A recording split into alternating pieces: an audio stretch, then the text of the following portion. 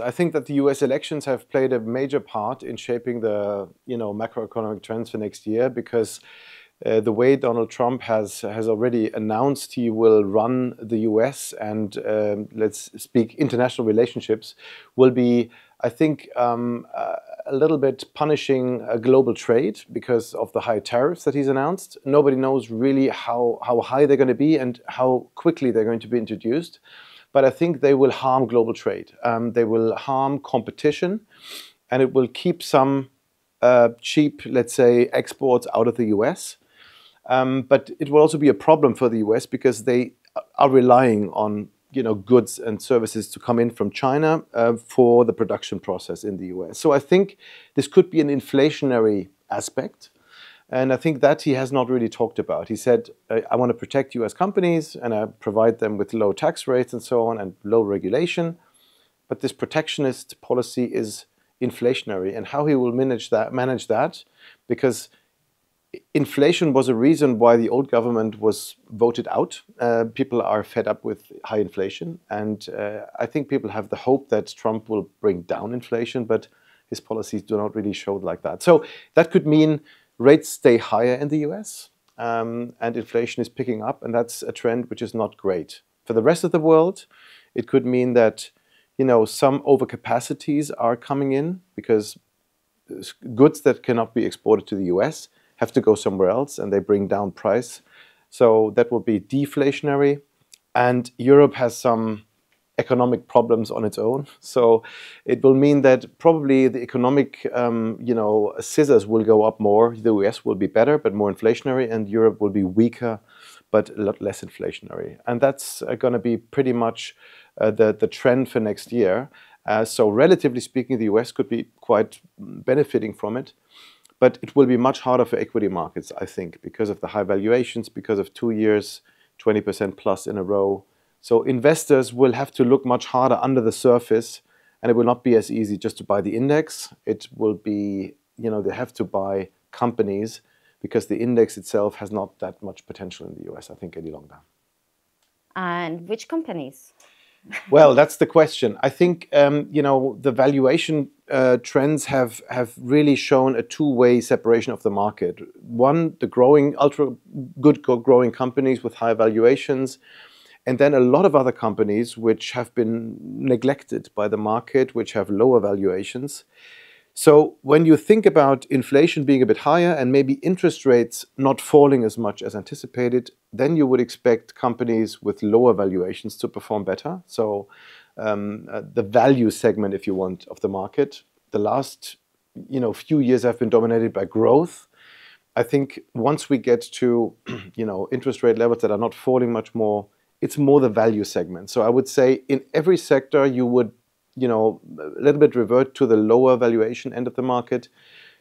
Companies that provide good dividends, that provide safety, that have a good business model, and earnings expectations for these high growers will come back. And for these other sectors like healthcare, like some parts of consumer staples, like the materials, commodities related sectors will be doing quite well, I suppose.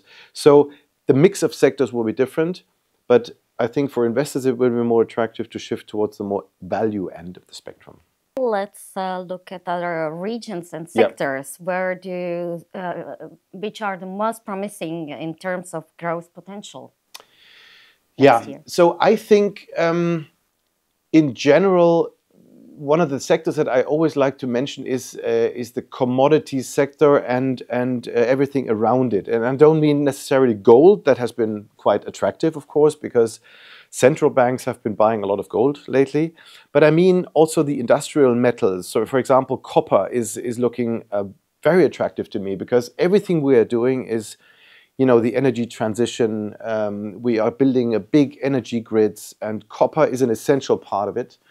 So I think copper is quite relevant for the industrial development in the next few years, and there's not enough supply in the market. So we have to dig for more copper. I know it's not a particularly clean and attractive industry, but there are new ways in which the mining sector also is doing their jobs, and they also have the requirement to be more sustainable and more clean in an economic sense and an environmental sense. So I think Commodities are important. We haven't really invested a lot of money into commodities in the last 10, 15 years, but we need them going forward. So that's an interesting one. Financials could be interesting.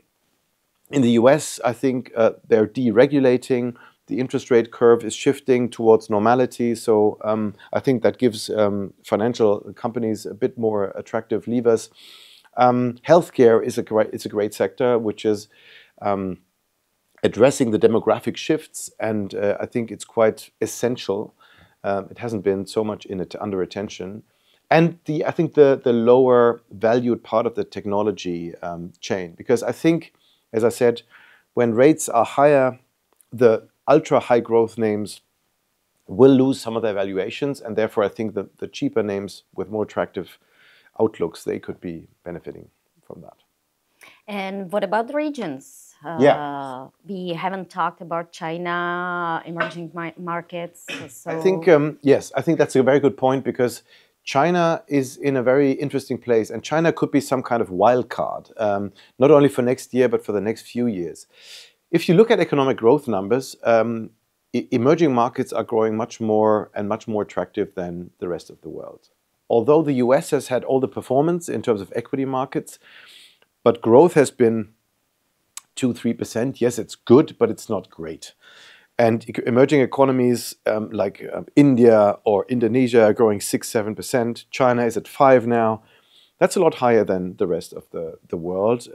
And therefore, I think China has the potential, if they get their act together, if they provide some stability for the real estate sector, I think that is the ultimate trigger for China, because they have, I think people have avoided China because money is flowing out, real estate values are falling, private or retail investors have a lot of money in the real estate sector. And if that goes down, they feel like they lose value and they have to save more. If you stop that by somehow stabilizing the real estate sector, by buying some homes, and stability for prices, I think that would be a good indicator. So I think China is quite cheap in terms of valuation. They've got great tech companies that can clearly compete with US companies, but are very lowly valued. And I think China will make their turnaround over the next few years. And that's the biggest elephant for, let's say, the emerging markets in general. And then if you think about that, the dollar is quite strong right now, and it probably will be stronger next year. Sorry. At some point, the dollar will fall again, and will provide also a currency situation for emerging markets where their currency will strengthen a bit more. That's due to the high debt levels of the US. At some point, it will undermine some confidence in the dollar, and therefore I think that could be another trigger. So economic trigger in China, real estate, then maybe the currency trigger in some ways, and the growth trigger. So 3 factors that I think speak for emerging markets in general. And if you're a longer-term investor, I would start building positions in Asia, and I would really broaden my portfolio much more towards the East, because right now everybody's investing in the US and in the tech sector and all that.